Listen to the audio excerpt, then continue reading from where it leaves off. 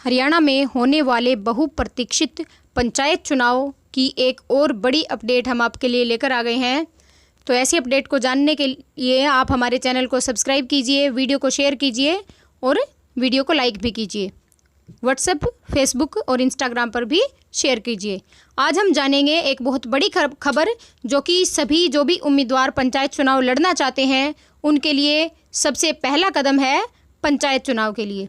अब उनको जो अपना नॉमिनेशन भरना है, जो भी उनको फॉर्म भरना है, उसके लिए उनको क्या क्या डॉक्यूमेंट्स की ज़रूरत पड़ेगी ये हम आपको इस वीडियो में बताएंगे।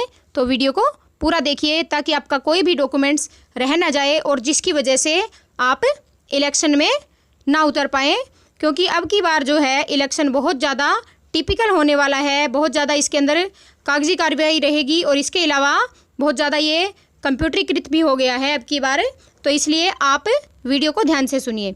हरियाणा ग्राम पंचायत चुनाव में उम्मीदवारों को जो भी डॉक्यूमेंट्स की ज़रूरत पड़ेगी वो हम आपको बता देते हैं। हरियाणा ग्राम पंचायत चुनाव लड़ने के लिए ये कागज़ पत्र चाहिए। उम्मीदवार का वोट होना चाहिए, ये सबसे बहुत ज़्यादा ज़रूरी है कि वोट होना चाहिए। आधार कार्ड और पैन कार्ड भी होना चाहिए। उम्मीदवार की आयु 21 वर्ष कंप्लीट होनी चाहिए और पुरुष उम्मीदवार को 10वीं पास होना चाहिए और महिला उम्मीदवार को 8वीं पास होना चाहिए।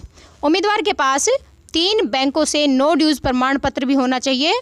मॉर्गेज बैंक, कोऑपरेटिव बैंक और प्रथम सहकारिता बैंक। उम्मीदवार के पास बिजली विभाग से नो ड्यूज़ प्रमाण पत्र होना चाहिए, यानी कि उसका कोई भी बिल बकाया नहीं रहना चाहिए।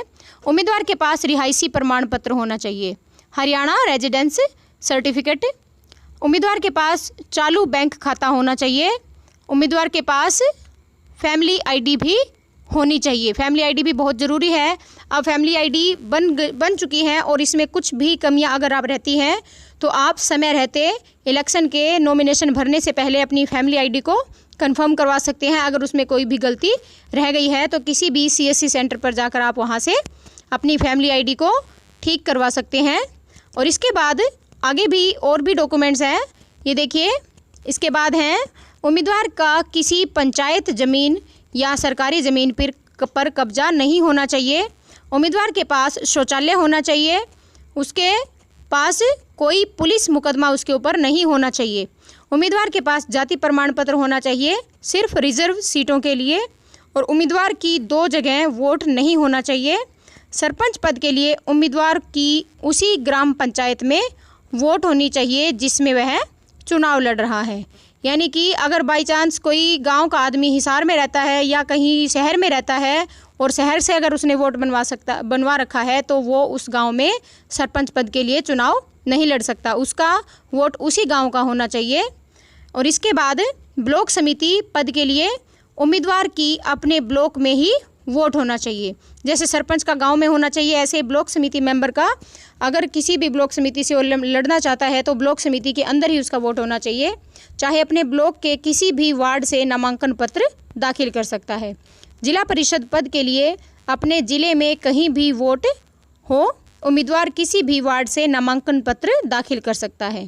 पंच पद के लिए अपनी पंचायत में किसी वार्ड के लिए नामांकन पत्र दाखिल कर सकते हैं। तो ये डॉक्यूमेंट्स थे, मेन डॉक्यूमेंट्स। जो भी इनमें से अगर एक भी डॉक्यूमेंट्स आपका रह जाता है तो आप नामांकन नहीं भर पाएंगे और आप इलेक्शन लड़ने से वंचित रह सकते हैं।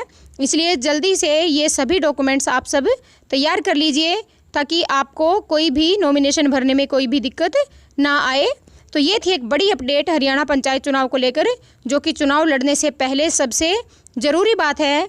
तो ऐसे ही नई अपडेट्स के लिए हमारे चैनल को सब्सक्राइब कीजिए, वीडियो को लाइक कीजिए और दूसरों के साथ शेयर ज़रूर कीजिए। और जो भी नामांकन पत्र दाखिल करने वाला है और जो भी इलेक्शन लड़ रहे हैं उन सभी उम्मीदवारों को हमारी तरफ से बहुत बहुत शुभकामनाएं। धन्यवाद।